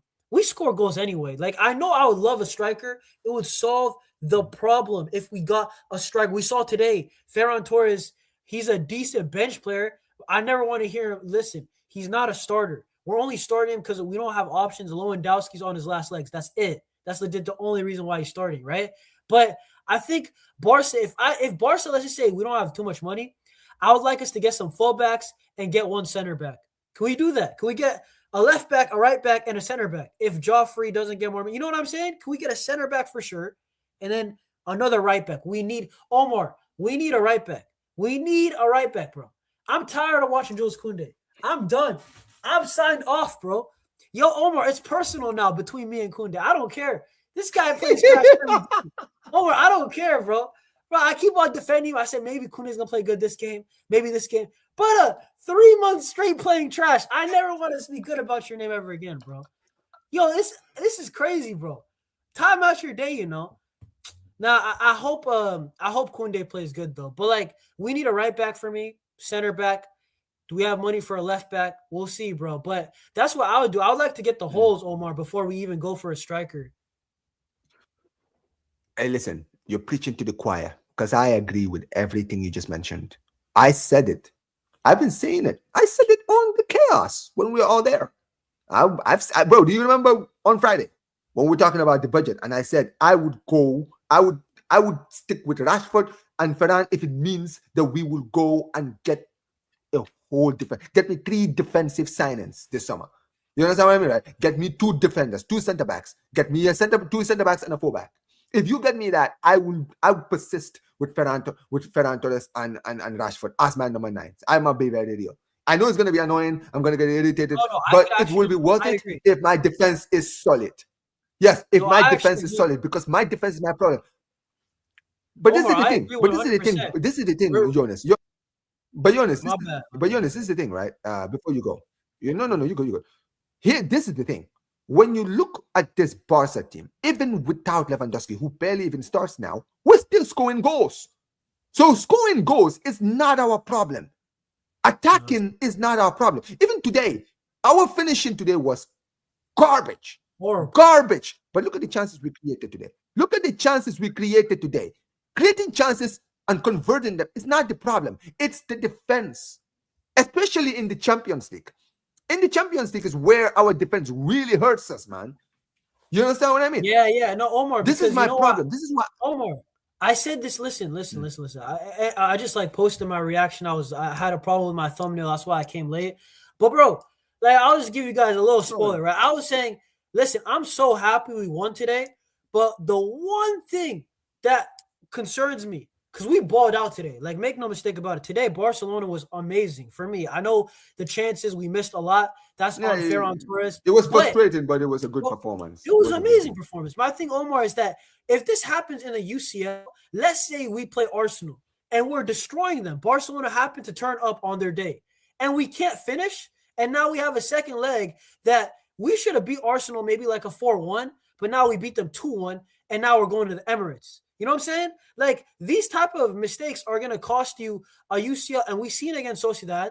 And this club under Flick has been fairly clinical, but it's not Flick. I don't blame Flick at all for this. It's the personnel. No, I don't blame you know what I'm saying? It's the personnel. That's the reason why we cannot kill off chances, because overall, who's clinical? I'll say overall, Rafinha is pretty clinical, and I'll say Fermin Lopez. And Is clinical. Rafinha and Yamal. Rafinha. Even Fermin today was poor. He That was missed his the poorest last chance. performance in a Barca shirt Last this chance. season. He was. I mean, listen, I will give him some space because he's been good, right? And at the Yeah, end of the he's day, been really when good. you can have poor games and we can be like, all right, cool, man. Today wasn't your day. We'll give that to you, right? And here's the thing: you just mentioned it right here, right? Sometimes this is why even today when I was doing my watch along, I had people were like, it's the board, the manager, this and this and this. I'm like, guys, respectfully, there's a time to blame the manager. Certain things you can blame the manager. Certain things I can't blame the manager. The manager today, the lineup he set up was fine. The tactic he set up was fine. Amazing. We created chances, created golden opportunities. It is not his fault that the gunman were shooting blanks today. That is not on him. This is why I went in on the players. This is why I went in on Ferran. This is why I went on, because I'm like, bro, the chances were there for you to convert. I don't want to hear Omar, this is why I'm saying anything. I'm You happy. should have taken those chances. Omar, I'm happy overall. We played an amazing game of football. I'm just saying long term. I always like to do long term thinking. I'm looking at the chances, and I'm like, yo, if this is the UCL, you got to kill your chances, man. Dude, I've seen Barcelona. People will not remember this, Omar. Against Anfield, the 4-0 game, we had a lot of chances to score in the second leg. We didn't. That's the truth. You have to be clinical. It's the ruthless nature of football. I played football. Bro, Omar, you know the only stat that matters? I love possession. I love good football. The only thing that matters in football, Omar, is goals. Who scored more goals, that team won. Simple. Nobody cares about anything else. As much as I love possession football, I love good football. But that's the only thing that matters. And I think, listen, I don't blame this game at Flick. I think Flick coached a 10 out of 10 game. Bro, the players, bro. You know what it is, bro? I don't know what to say, bro. Ferran Torres, man. It's like every time when I try to back this guy, bro, he does something. I don't care if he scored today. Dude, this is who he is. Jonas, I agree. respectfully, this is who he is. But This is Omar, who real he is. quick, before Listen, you go, this is you why know I sometimes- said, Go on. Omar, this is why I said before Flick came in, I wanted him sold. I legit remember before Flick came in, Flick has saved this guy's career, you know. Without Flick, he's not here anymore. I want him out. And I've been saying this, Omar. The day Hansi Flick leaves, Ferran has to leave with him. Because I know Ferran's gonna go. Can you imagine Ferran if he scores 1 goal for every 10 chances? Can you imagine if he gets 2 chances a game? He'll never score. You know what I'm saying? So the day Flick leaves, Ferran is on the flight with him, bro. I don't care. Because this guy, I'm tired of him, bro. I'm happy. I have, since I've been on YouTube, I have always kept the same energy. Nobody can say, oh my, you've just started switching. I have always kept it. And this is the thing, it's not because I have anything personal against Ferran. I've seen the sample space of 5 years of seeing this guy wear the shirt for my club to know his level. This guy is a certified bench player. The reason why last season he cooked is because Lewandowski, as the starter, was scoring goals. Last season, he put over almost 50 GA last season as a starter, Lewandowski. Ferran Torres, his work was on the bench or playing in games when we had midweek games or games, crucial games. This game, Ferran Torres starts. Or when during the game, when Lewandowski has basically made the defense tired, bring Ferran Torres to basically put more pressure on the defense and kill the game off. That was his job, and he did an amazing job. That's why last season he broke a record. He scored his most goals in a Barca shirt last season. He was incredible. He was pretty good, and I gave him credit for that. But even last season and this season, I said he had a role in the team. He did his role, and that is why he cooked. This season is not the same. This season, they're trying to start him. And I've been telling people, as a starter for FC Barcelona, Ferran Torres is not good enough. It's nothing personal. Sometimes, bro, players have roles. When it comes to Ferran, he is a purple patch player. When his purple patch hits, he can go for either 10 games, 15 games, or a whole month, or a month and a half, where he is just ripping it. We've seen it for seasons of Jonas, right? When Ferran will just have this time in like few games where he's just like untouchable, completely untouchable. Just cook him, right? On grill. And everyone is like, oh, Ferran Torres, he's back. His performance. Oh, Ferran Torres needs to start every game. This and this and this. And then the moment Bro, the Omar, football patch ends, we are Omar. sitting here frustrated. Omar, to be honest, listen. Listen. The reason why Ferran is working is because Barcelona, we make so many chances. It's gonna be hard not to score more than 18 goals a season. It's gonna be so difficult. Like even Ferran will have a 20-goal season because it's impossible. You're gonna get so many tap-ins. You're gonna get so many times in behind. The flick system offensively is really good, bro. I'm gonna give him. I'll give Hansi Flick that. But my thing is like Mashudu said it, bro. Even Lewandowski can't be trusted. Ferran can't be trusted. Omar, we don't have an option, bro. We don't have an actual option. Bro, I'm gonna be real, man. I'm gonna be real. I would rather Lewandowski start because let's be real, Jonas. As bad as Lewandowski is, and he's bad, right? One thing that Lewandowski still has is his finishing touch. That has not gone away. We've seen it this season. When he's had the ball in the right area, when we put the ball where it needs to be for him, he's always converted. Maybe he's not doing the runs at the right time. Maybe he's not controlling the ball the right ways. Omar, I'm sorry, bro. I think Lewandowski's actually finished. Last year, he surprised me. He is finished. I don't disagree with that, though. Even he worse, is finished. Bro. No. He is finished. Let's be clear. He is finished as a footballer. In the top level, Lewandowski is finished. You understand what I mean, right? I don't disagree with that. But the one thing that hasn't finished, everything else in Lewandowski's game is finished except one thing. His finishing touch. This guy, even this season, look at the game against Celta Vigo. His hat-trick. What else did he do in that game? He did nothing apart from be at the right place at the right time every time to score. That's it. Right place, right time. Put the ball where it needs to be. I'm gonna finish. That's it. Trust me. I know what you mean about Ferran. He's not good, bro. Lewandowski is finito, bro. He is finished, bro. This is khalas, bro. It's over. His career is over. Relax, bro. Omar, trust me. I actually will choose Ferran over Lewandowski only because Lewandowski lacks so much, man. He doesn't have his legs. No. But you know why I'm on the other side. But I disagree. Let me tell you why I disagree. I don't expect Lewandowski to start and score every game. In fact, I barely expect him to start and score every game. But you know why Lewandowski is better to start for him to start over Ferran? Is because with Lewandowski, when he puts the defense under pressure and he's made the defense tired by just running around and doing nothing the whole game, Ferran Torres coming off the bench is more lethal. Do you understand what I mean? Ferran Torres creates more problems from the bench than he does as a starter. This is a mid-off, bro. Yo, what type of mid-off is this? This is a generational mid-off. I know, bro. I know it is a mid-off, bro. No, Omar, Ferran versus Lewandowski, I want neither, bro. Well, how about that? I don't want that, bro. Yo, I want neither too. I would not. Would you start Rashford? Bro. Because I don't know why we haven't experimented Rashford as a striker. That's what I was going to say. Why haven't we experimented Rashford? I think we should try Rashford as a 9 because Rashford as left wing, he doesn't give us good performances. I'm going to be honest, bro. I try to give him the benefit of doubt. He can get GA, but he can't give the performances as a left winger. So he's been okay as a sub, but dude, I want to try Rashford as a 9 as the last option. But bro, Omar, I want to see it now, man. We have nothing to lose. Try it now. Yeah, we do have nothing to lose. What's there to lose, bro? No, there is nothing to lose. I agree. Right. But the thing is, bro, with the 9, bro, trust me, bro. Big up to Leo, man. Appreciate you, man. Yeah, really.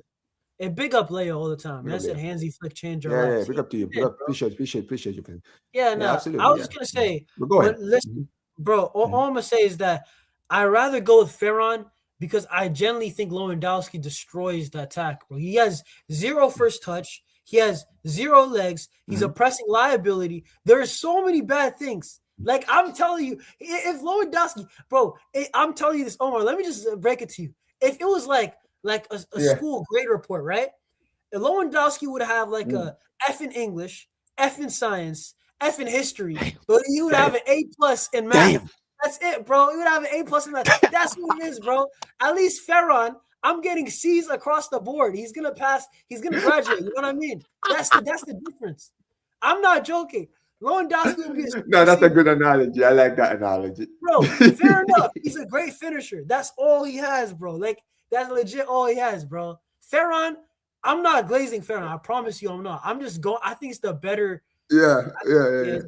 But I don't hate it. I don't hate you for going with Lewandowski because whenever it's time to trust Ferran, he does this. So I don't blame you. So I Hey, can't listen, blame man. you.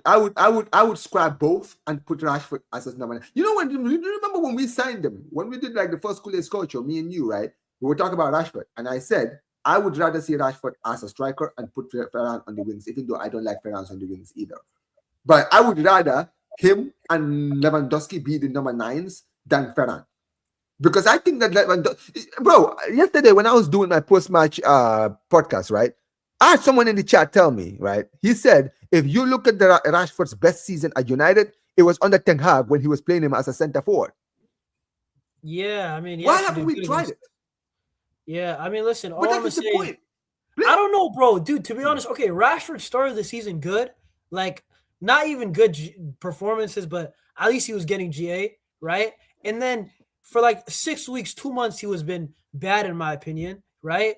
And the last 2 games, he's back to getting GA. I don't know, bro. I'm gonna be honest, Omar, bro. Like I thought Rashford, I didn't watch Rashford ever in depth. I used to watch United with Pogba, Jesse Lingard, you know, that era with Mourinho and Ole Gunnar Solskjaer. I was watching United a lot. Yeah. Bro, I wasn't watching Rashford in depth like this, bro. Bro, Rashford is not as good as I thought, bro. Nowhere near. He's just a Rashford is a limited player. As a Barca player, he's not a Barca player. He's not. I know this is why I didn't want him. He's extremely. This is why I never wanted him, bro. We were doing content during the summer. I was one of the people where I was like, no, not Rashford. You know what? Rashford was not he has some strengths, though. I'll say this, okay? He has strengths and weaknesses. His strengths are his ball striking, and I thought he would be a better finisher, to be honest. But he shoots a lot of times in traffic. A lot of times it's off target. You know what I mean? Like, you at least need to hit it on target, bro. Like, so Rashford, he has strengths. He obviously, his pace is one of his strengths. In space, his ball carrying, I guess. But I don't know, man. I can't glaze this guy Rashford, bro. He's not good enough. I'm sorry, bro. He's just not. I'm not glazing him, and I am not glazing enough, him, man. It's as simple as that. I don't hate the guy, 100%. But bro, he's just not good enough, man. We just need better players. Bro. No, you know his level, man. He's not our level. He's not our level. He's not. Even at Barca, I'm very honest. Even if we keep him, go ahead. Bro, he's just not good enough, bro. I'll be honest. Thank you very much, Man United, for the loan. We will not buy this guy, bro. Okay, I'll have this guy. Hey, listen, man. I agree with that. Okay, I'll buy him if it's like 20 million or 15, like we're scamming them. Fair enough, I'll buy it, bro. But other than that, I don't know if I would buy him because of the wages. That's another issue nobody's talking about. Do you want to have this guy's wages long term? And I don't know, man. I think with Rashford, I'll give him the benefit of doubt for now, but bro, I'm not convinced at all, bro. Like, I'm actually, dude, out of the 3 signings, he's been the disappointing one, in my opinion. I think Ronnie Barkley's done good for his role. I think Jan Garcia's been amazing. I mean, to be fair, Rashford has been better than I thought he would be. I will say that. He's been better than I thought he would be, because I really thought this guy was going to stink at Barca. Now, I don't think he's stunk, but like you mentioned, he hasn't really pulled anything where you're like, oh, wow, this guy is so amazing. I'm very honest. I think when it comes to Rashford, the best thing he can be for Barca, if he does stay, is a squad player. That's it. Bro, to be honest, bro, I'm going to be honest. That's all he. I agree. I agree with that. Rashford's best role, listen, be motivated and come off the bench and you can cook, bro. That's probably your best role. But, dude, Omar, I think, I was thinking about the other day, bro. I think João Felix is better than him, bro. Like, when I watch João Felix at Barca, I know people will say nostalgia. Yeah, I wanted João Felix to stay on the flick. I really wanted to see how João Felix would have been on the flick. I never had moments where I was like, yo, João Felix sucks at football. I have moments, unfortunately, with Rashford that I'm like, yo, this guy's trash, bro. How's he at Barcelona? João Felix, I remember there was moments that I'm like, yo, only world-class footballers. He showed glimpses, you know what I mean, of being a world-class footballer, but he's not consistent enough either. But nah, bro, we need to get a yo, I ain't gonna lie, Omar. We need to get a left winger. We need to get this left wing situation sorted. We need to get a striker. We need to get a center back. We need to get a right back. We need to get left back. In my opinion, I think we need another midfielder that's elite, like with the Pedris and De Jongs. Like, bro, yeah, but you know what it is? Those are the things I'm willing to wait on, though. That's the thing. I'm willing to wait on a midfielder. First of all, want to fix the defense first. Fix me my defense, then we can then talk about the attack and the midfield. You understand what I mean, right? Omar, That's where I am personally. Yeah, Omar, I understand. But let's be honest. I love Hansi Flick, what he's doing, amazing, right? Bro, Hansi Flick's defense, I never think we're going to have elite defense. I think at best we'll have an average defense. You know what I mean? Because the way his style of play, it will never be an elite defense. You think we're ever going to break that record with Xavi? That's never – bro, I've never seen Barca defend so well. Like, you know, in my life, with Xavi, we were defending for our lives, bro. We listen. But Flick will never do that, right? Flick, the way we play with the high line, at best, if you get the right personnel, pacey center backs that can legitimately defend on islands by themselves, you will have an average defense with an amazing offense. That's the best case scenario. I don't think we'll ever have an elite defense under Flick. No, I agree. But listen, Jonas, final thing I'm going to say. I agree with that. I agree with that 100%. That is one thing Laporta needs to hold smoke for. Because think about it, bro. Now we're talking about, Barca need a midfielder in the pivot, one more. Barca need a left wing, and Barca need a striker. That was not supposed to happen. The DM was supposed to happen 2 years ago. Left wing was supposed to happen last year. Striker was supposed to be the only thing for this year. And this is what happens when you delay on your transfers, bro. Simple as that. Now you got more homework. No, I hear it 100%. But yeah, listen, Jonas, obviously we won, but listen, the games don't stop because we will be back on Tuesday against Albacete, and I will be doing a post-match podcast on Monday after the chaos. So I'm hoping that the rest of the other people will also join, and we can just kind of do a mini preview for maybe like a 30 minutes or an hour show right after the chaos show. But listen, Albacete on Tuesday, right? Are you confident even with a rotated team? Because I think if you would have rotated. No, I was gonna say, even if you don't make it, that's fine. I can't make it because I got class. Like I leave chaos early also, so on Monday. But like post game maybe, bro. But what were we gonna say, bro? No, I was saying for me, I feel like I want to see even with a rotated team, I see we're gonna win that game. I think we're gonna win that game comfortably. Even with a rotated team. I know they beat Real Madrid, but dude, I don't care. So what, they beat Real Madrid? No. Okay, they beat Madrid. That's great. Listen, hold on, Omar. They beat Madrid. Okay. Got rotated, right? Heavily. They had like 6 academy players. I mean, Madrid should still beat them. There's still a couple guys out there. But Madrid, that sounds like a Madrid problem unless or not. No, that's not like a Madrid problem. I think. I agree. I'm not. Listen, I love to troll Madrid. I'm just saying that I'm putting the context of how Albacete beat Madrid. They beat a Madrid team that half of it was Castilla. If we play any team, we should be able to beat Albacete. I want to see Ronnie Barkley. I want to see Rashford. I want to see Marc Bernal. And maybe 1 or 2 guys you could start. Okay, maybe I would even put in Dani Olmo. Dani Olmo has been so good. I don't want to risk him against Albacete, bro. Like, I'll put in like maybe, I don't know, maybe Frankie de Jong is one of the starters I use, so he keeps the team, focused, right? And maybe I have Lewandowski up there. I mean, play Bernal, man. Why not Bernal? No, I'll play probably de Jong and Bernal. I'll probably play like de Jong, Bernal, and this would have been a great time to play Dro, but he left, right? So, listen, I would rotate the team. I'll probably play Joffrey Torrens. I can't lie. I'll probably give maybe 2 or 3 academy players maybe their debut. But, dude, if we have a couple of our starters in, we should win this game, Omar. We really should. Like, I'm going to be honest. Albacete used their B team? I'm agree. No way. They used their B team. That's crazy, bro. If that's true, that's insane. That's what I'm saying, man. That's what I'm saying. Listen, at the end of the day, it doesn't matter. We're going to win that game. I'm 100% certain. But listen, that is for the post-match preview show on Monday, guys. So listen, we will be here for that. Listen, guys, big up to Barca, Volume for the raid. Big up to my guy Jonas, Barca React. Make sure you guys go subscribe to Barca React every single time. And yeah, man, listen, man, we're gonna be getting out of here, man. Listen, big up to every single one of you guys. Is Flawless still live? Let me see if Flawless is still live. I have no idea, bro. Yeah, because Flawless was doing the Arsenal United show with TJ and them, man. Let me see if he's still live. If he's live, I'll redirect to him. Let me actually see. I think he that's ended. Okay, so we're gonna send you guys to Flawless. He's doing the Yardman show. I'm gonna be watching the Yardman show. I love that show. Listen, man, big up to all the single one of you guys who've been here throughout this stream, man. You guys have been absolutely amazing. Make sure you guys smash the like button, subscribe to the channel, subscribe to Barca React every single time. Yes, sir. But yeah, man, we did win today. Hopefully, we'll see a much more improved performance against Albacete and in the next league games, and also this time actually put our chances away more this time, right? But yeah, man, big up to you guys, man. Appreciate every single one. Peace of you out, guys. bro. Peace, man. Take care.